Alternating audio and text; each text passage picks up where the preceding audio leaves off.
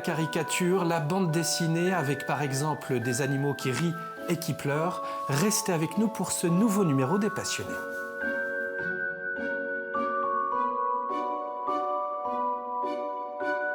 Qui êtes-vous, Philippe ? Je suis Philippe Guano, j'ai 71 ans, j'ai 3 enfants, 6 petits-enfants. Je suis un ancien imprimeur, particulièrement dans notre imprimerie on faisait du livre. Et je pense que c'est peut-être là que j'ai certaines passions dans le livre, l'art, sur les collections de chapeaux, de masques et en plus de Benjamin Rabier. Benjamin Rabier, c'est la raison pour laquelle nous sommes venus aujourd'hui à votre rencontre. Nous sommes chez vous, merci de nous accueillir. Bienvenue. Au Poiré-sur-Vie. Oui. Et effectivement, autour de nous, on a beaucoup de choses qui sont affichées, une décoration très artistique, parce que l'art, c'est quelque chose qui vous touche depuis longtemps. Hein. Oh, depuis très très longtemps, en fait, pour raconter, j'ai habité à La Roche-sur-Yon et notre voisin le plus proche était la galerie Robin, qui est connu puisque c'était le beau-père de Raphaël Toussaint qui habite au Baignon-Bassé, sur le Poiré-sur-Vie. Et donc, je me souviens des premières expositions de peinture à la Galerie Robin, j'avais 10-12 ans. Et donc voilà, j'ai assisté à ces grands événements à La Roche-sur-Yon à l'époque. Et je pense que c'est peut-être pour ça que je suis tombé dedans à l'époque. Et Philippe, vous êtes aussi très investi dans le milieu associatif, notamment avec Mada Survie, une association qui aide à la construction de classes, à la réhabilitation d'écoles à Madagascar. Alors tout à fait. En lien avec des artistes. Ah, mais bien sûr, puisque tous les ans on fait justement le marché des arts. C'est un petit peu notre moyen de récupérer un petit peu de fonds pour aider, comme vous l'avez dit, donc à la scolarisation des enfants malgaches. Et nous allons avec mon épouse et puis toute une équipe du bureau, tous les 2 ans, nous allons à Madagascar pour rencontrer les artistes et voir l'évolution des chantiers. Depuis 20 ans, puisque c'était la 20e année cette année, nous avons envoyé plus de 120 000 euros donc à Madagascar pour aider à la scolarisation. Voilà. Et quand vous arrivez à Madagascar, pour voir un peu l'évolution des travaux des écoles, là, vous êtes accueillis d'une façon incroyable. On ne peut pas oublier ces moments-là, je crois. C'est des moments inoubliables, absolument. Je vois cette année, on a construit à l'école, dans un collège, on a bâti 2 salles de classe et on a été accueillis là-bas d'une manière extraordinaire. On a eu la levée des couleurs, on a eu le chant de l'hymne malgache, on a eu après le pasteur qui est venu bénir, enfin, et après les discours, et après ils nous ont offert une maquette des 2 écoles en palissandre. Je peux vous dire, c'était des grands moments d'émotion. Quand vous allez voir les écoles dont on s'occupe, vous avez les enfants qui chantent pour vous, qui dansent, etc. Mais ce sont des grands moments d'émotion. Voilà. Et puis autrement, dans l'association, je suis également vice-président de la Banque alimentaire de la Vendée.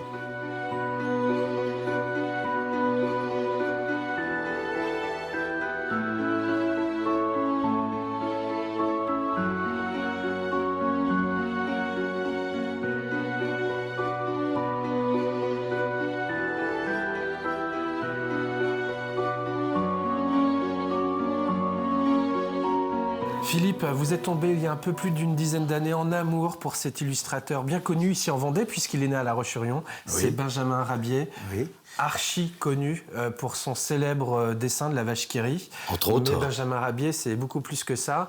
Oui. Et depuis assez longtemps maintenant, vous collectionnez ces illustrations. On en a quelques exemples ici. Oui, ici vous avez 2 pochoirs. Beaucoup de livres aussi. Beaucoup de livres. J'ai une 40aine d'ouvrages de Benjamin Rabier.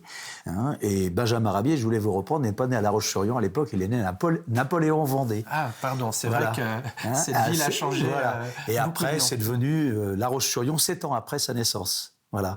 Il est né à La Roche-sur-Yon, incidemment, son papa était en déplacement, mais bon, c'est quand même l'illustre personnage de La Roche-sur-Yon, et voilà, connu dans le monde entier, vous l'avez dit, pour la vache qui rit, mais également pour la baleine des salins du Midi, hein, la fameuse baleine sur les sacs de sel, voilà. Hein. Gédéon aussi a fait beaucoup parler. Alors, il a commencé par Gédéon et Flambeau, qui étaient vraiment 2 personnages. C'est le premier qui a fait parler et rire et pleurer les animaux, en fait. Et après, il a été imité par Walt Disney et Hergé. Alors Philippe, vous êtes à l'affût de tout ce qui se rapporte à Benjamin Rabier, et pour ça, vous vous chinez dès que vous pouvez des choses qui se rapportent à cet auteur, illustrateur, dessinateur. C'était quelqu'un de très, très complet finalement. Ah, absolument. Il a été donc, à part ses livres, il en a fait à peu près 200. Il a fait beaucoup de caricatures. Et donc, c'était vraiment la période où il a vraiment été très performant aussi. Il a écrit des pièces de théâtre où son éducation chrétienne était un petit peu mise de côté, un petit peu comme Feydeau, où c'était un petit peu tendancieux. Et donc voilà, c'était quand même c'était un personnage de multifacette. C'est ce que vous aimez aussi chez lui. C'est tout à fait, c'est ce que j'aime bien. Et effectivement, vous l'avez dit, je chine, je vais faire les brocantes, je fais les ventes aux enchères. Quand je vois qu'il y a des Benjamin Rabier, je ne peux pas tout acheter, c'est évident, puisque la cote de Benjamin Rabier a énormément monté. Mais je suis collectionneur, donc je cherche un petit peu l'originalité chez Benjamin Rabier. Et il y a eu à ce sujet une très belle exposition au musée de La Roche-sur-Yon il y a 3 ou 4 ans, une rétrospective de Benjamin Rabier qui était vraiment formidable.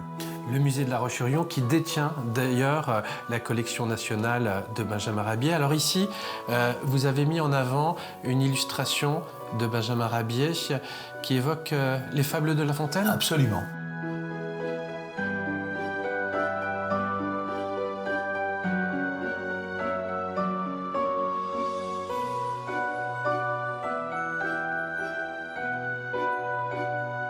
Philippe, cette passion que vous avez pour Benjamin Rabier, est-ce que vous la partagez avec vos proches? Oui, absolument. Mes enfants, d'abord. Quand ils trouvent une illustration de Benjamin Rabier ou une reproduction ou un vieux journal où il y a Benjamin Rabier, je suis sûr de l'avoir. Donc c'est déjà... Et mes petits-enfants qui lisent souvent les petits Gédéons, parce que c'est toujours d'actualité, c'est toujours frais, c'est toujours... les textes sont toujours... Un humour universel qui marche toujours aujourd'hui? Absolument. Même si on dit les dessins, c'est complètement dépassé. Non, c'est toujours vraiment des beaux dessins. C'est toujours Quand vous voyez ici, par exemple... Gédéon, alors en Afrique... Gédéon en Afrique, c'est le premier ouvrage que j'ai trouvé chez mes parents. Et c'est celui... C'est celui-là qui m'a donné cette envie de continuer. Voilà. Et ce que j'avais trouvé formidable dans cette édition, c'est qu'en fait, il était en Afrique, il rencontrait tous les animaux de la jungle, et à chaque fois, il racontait une petite histoire sur le lion, le singe.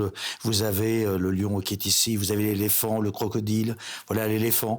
Et ça, c'est vraiment des choses extraordinaires. Où il dit, j'aime beaucoup la France, dit-il, bien que pour mon goût, on y apprécie un peu trop nos défenses. À la fin de la soirée, Anatole se livra à sa passe-partout favori. S'étant fait un lance-pierre avec les défenses de Gaston, il établit des grenades que les 3 amis se partagèrent. Voilà. Bon, c'est plein d'humour. Il y a toujours de l'humour. On apprécie un peu trop nos défenses. Je pense que c'est à cause de l'ivoire. Voilà. Donc voilà, c'était toujours ces textes un petit peu universels. Voilà. Alors, le célèbre auteur Benjamin Rabier, auteur de La Vache qui rit, alors là, il est passé naturellement à la postérité avec ce dessin. Lui, il est né en 1864, mort en 1939. Oui. Et... avec la Légion d'honneur. Voilà. Et il est mort en 1939, c'était la grande période, très mauvaise période en France. Donc il est mort complètement, on va dire, d'une manière anodine. Voilà, parce que c'était quelqu'un de très connu à l'époque, mais il est mort d'une manière anodine. Je vous dis, en 1939, c'était autre chose avec l'économie en France, etc. La crise de 1939. Et ce qui est bien, c'est que cette passion, vous la vivez et accompagnée de votre épouse, qui vous suit et qui aime Benjamin Rabier également. Absolument. Quand on doit faire un achat, etc., elle participe avec moi. C'est elle qui me dit, ça, on l'a déjà, tu vas pas le reprendre. Voilà. Et c'est elle qui suit un petit peu toute la collection. Bien sûr, c'est un partage. On va avoir 50 ans de mariage, donc c'est pas pour rien.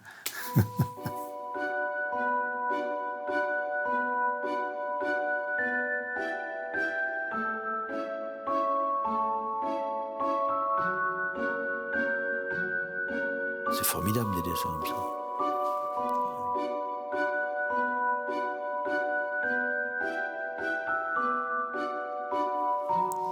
Et on retrouve Garnier frère. Philippe, il y a une œuvre majeure, incontournable donc, de Benjamin Rabier, que vous avez, et c'est un original, qui date de 1906. Absolument. Et c'est une prouesse quand même de l'illustrateur, c'est d'avoir fait toutes les fables de La Fontaine. Il y a 310 fables de La Fontaine. D'avoir repris naturellement les textes, oui, mais de les avoir illustrés. Et voilà. Là, c'est ça. Par exemple, ici, vous avez la grenouille qui veut se faire aussi grosse que le bœuf. Vous en avez d'autres. Alors, vous avez soit en noir et blanc, soit en couleur. Alors, l'Alouette et ses petits amis avec le maître d'Oche. Alors, c'est toujours illustré d'une manière formidable.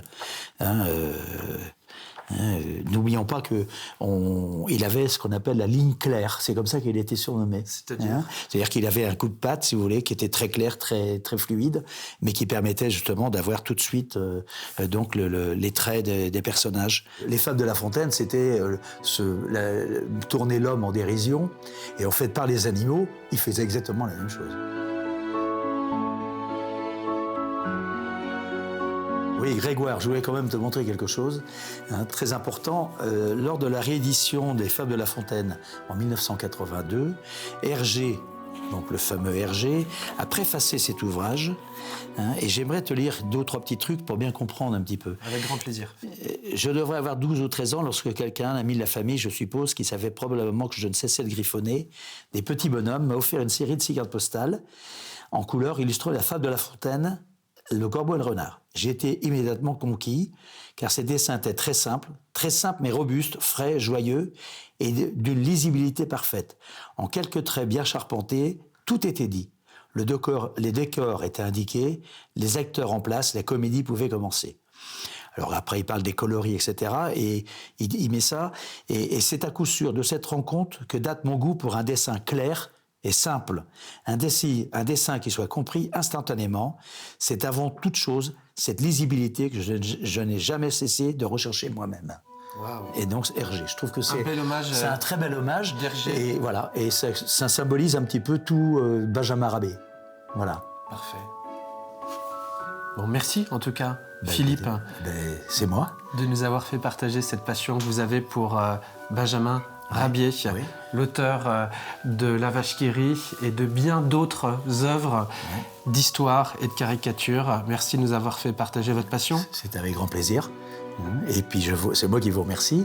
Et puis si des gens prennent la passion de Benjamin Rabier, eh bien ils auront gagné, parce que c'est vraiment formidable de connaître cet être, cet homme. Et ce sera peut-être un peu grâce à vous, à ceux qui auront regardé cette émission. Nous, on se retrouvera naturellement bientôt pour un autre passionné sur TV Vendée.